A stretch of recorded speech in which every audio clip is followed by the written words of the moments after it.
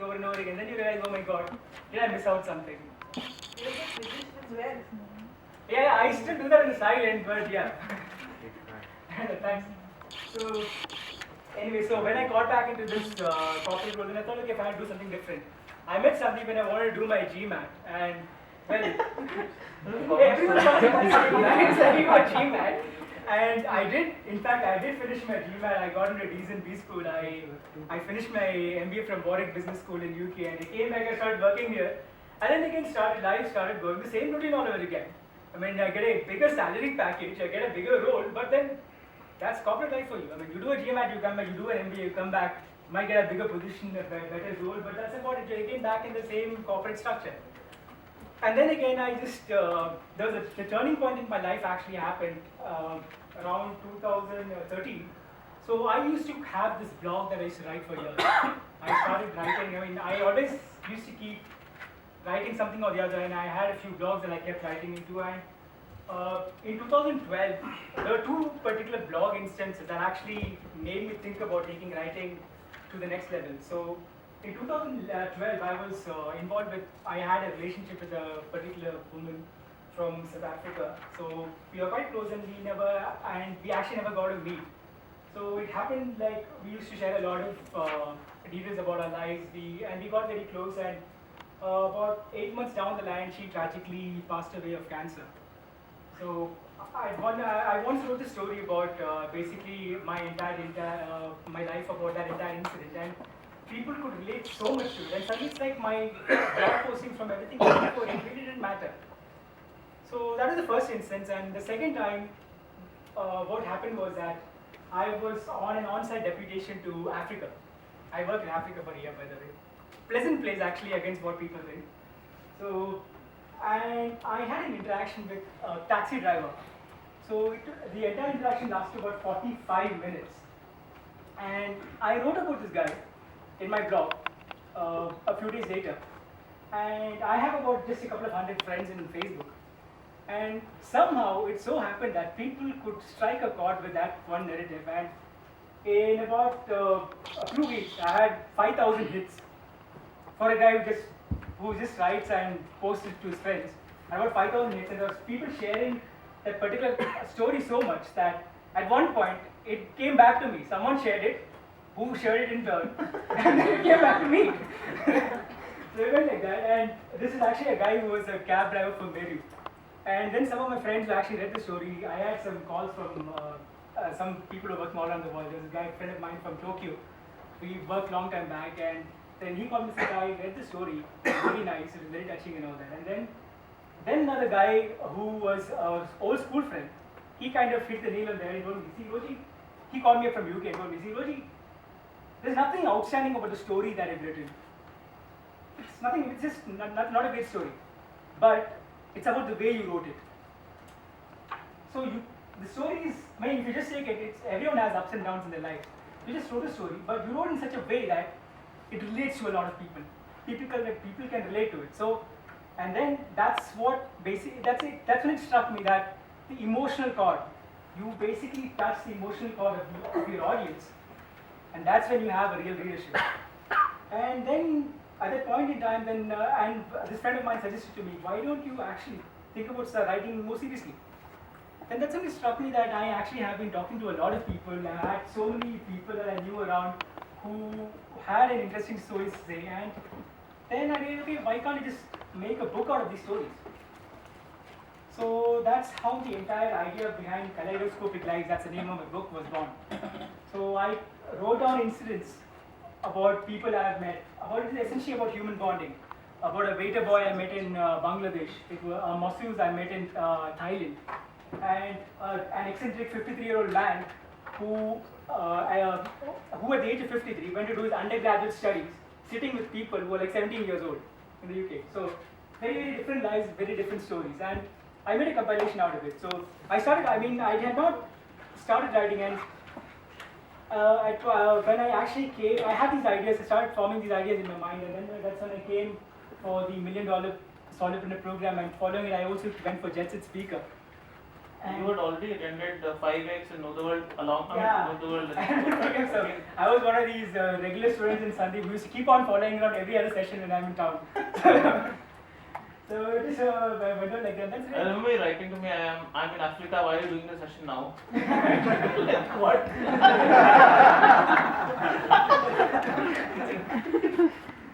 So yeah, well, luckily the last MDs happened just after I came back from Africa, and yeah, some of the in fact some of the learnings I had from the sessions are like the tri-point summit on the storytelling part. I actually started thinking about it and how I could use it, and about something like using a hook in your storyline, how to use it. So essentially, I could take my storytelling to a different level. So anyway, after the $1 million solopreneur, I remember giving a feedback at that point saying that I took Sandeep's book. He was giving free copies for it, and we were all happily standing in a queue and taking copies, and we had to give a feedback. And my feedback was that it was a wonderful session, but in the next 6 weeks, I'm coming back with my manuscript. That 6 weeks actually took more than 6 months, but I eventually kind of finished it. So finally, I was able to compile all these stories together. I got hold of a publisher, and I was in touch with Sandeep for all this. Got hold of a publisher, spoke to the publisher, and essentially now I'm having. I gave my manuscript. The first edit is done. The cover design is done, and probably I'll be out in the book in probably less than a month. So that's how. What's the name of your book once again? Kaleidoscopic Life. Kaleidoscopic Life. Okay. So, okay, I actually have a cover written. Oh, you do? Yeah. Alright.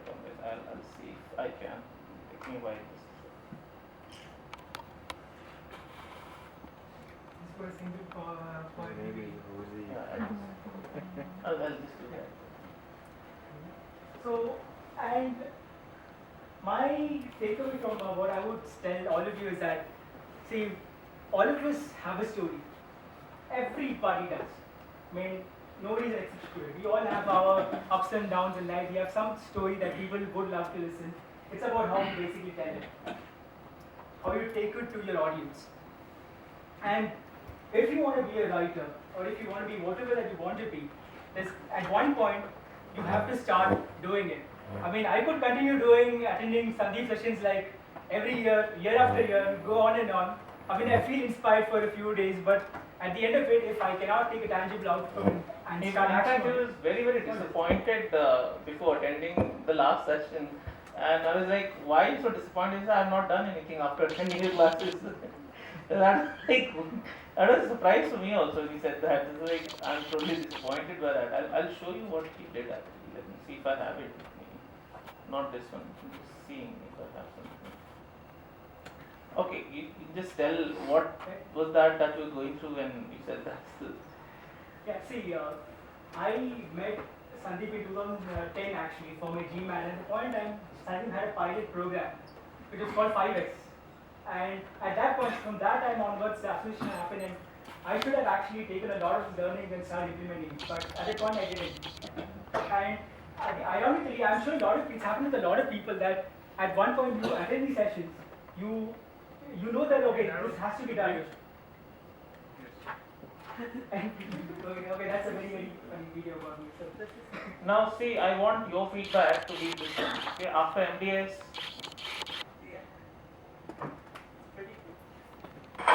it's a song I wrote called the $1 Million Solopreneur. I hope you enjoy it. It's a song I wrote called the $1 Million Solopreneur. I hope you enjoy it.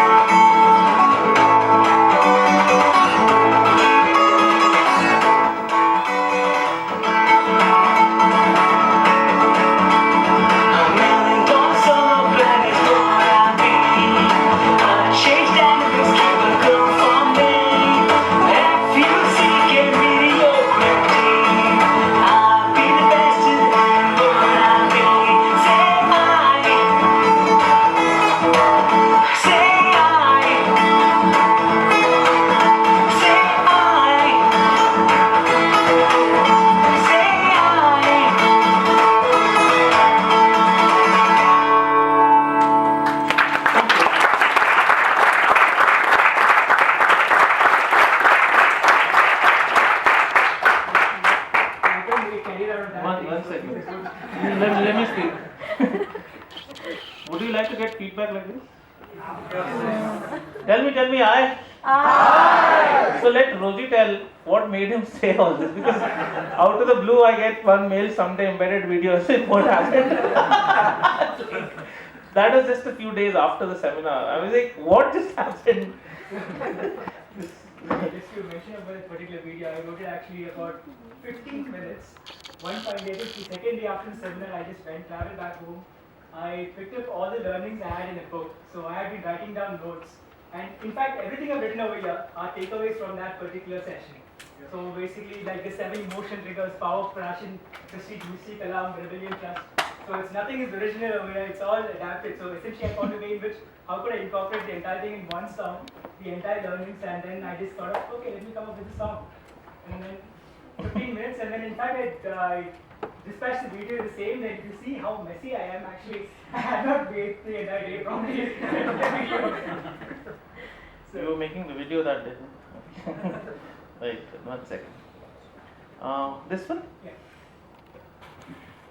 Let's see if it opens. So publishing, how did you go about it? Tell that as well. It's like what happened, how you went about publishing it. So Publishing, I mean, even that involves a very long process actually. So the first idea I got about self-publishing was, I had a small enough idea about self-publishing when I was after halfway through my book. Then I had a session with Sandeep in which there was a session called Write Your First Book. So in that, the options about, I realized that actually self-publishing was actually a far better option than traditional publishing in certain senses. First thing is that you are in complete control of the content. You don't have to be at the whim and fancy of the editor. You get a larger royalty when self-publishing gives you. I mean, this particular publisher gives me an 80% royalty compared to the 10% that traditional publishing house will give. And yeah, then I still get the advantages like I am published online. it's faster as well. It's fast, yeah, that's a big thing. It's like the entire process took me, let's say less than a month and a half. I gave my manuscript, I think, in mid-December, and by now I already have the first draft ready, the cover design is ready, and it's actually, you get it online, published in so many different countries. You can buy a Kindle version and it's print to demand.